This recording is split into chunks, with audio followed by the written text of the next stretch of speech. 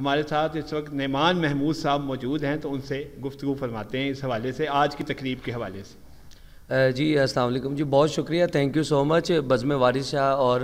البانو foundation کے یہ میرے سامنے جو لکھا ہوا ہے زیر اہتمام، تو بہت شکریہ جی، آپ کا بھی بہت شکریہ، خوبصورت جو ہے آپ کام کر رہے ہیں، آپ کو بھی دلی مبارکباد اس ایکٹیویٹیز جو آپ کر رہے ہیں یوٹیوب چینل کے تھرو، اور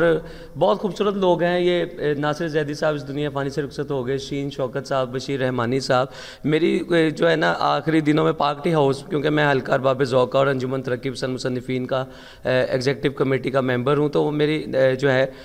ناصر زیدی صاحب سے بالکل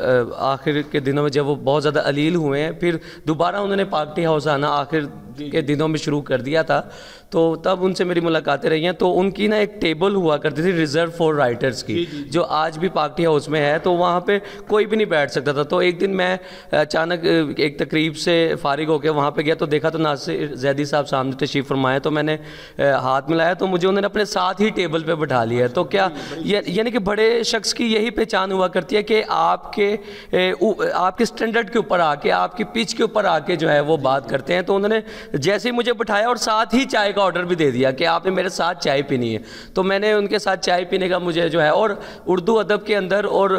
برصغیر پاک و ہند کے اندر بہت بڑا نام ناصر زیدی صاحب کا تو آج اس دنیا میں نہیں ہے، اور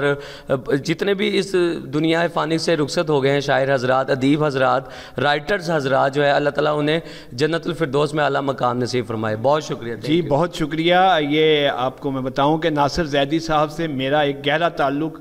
اس لیے بھی تھا کہ ناصر زیدی صاحب میرے استاد علامہ ذوقی مظفر نگری کے استاد بھائی تھے، مظفر نگر سے ہی ان کا تعلق تھا۔ میرے والد مرحوم بشیر رحمانی صاحب کے وہ قریبی دوست تھے، اور ایک تعلق یہ تھا کہ میں بھی ماہنامہ ادب لطیف کا ایڈیٹر رہا ہوں،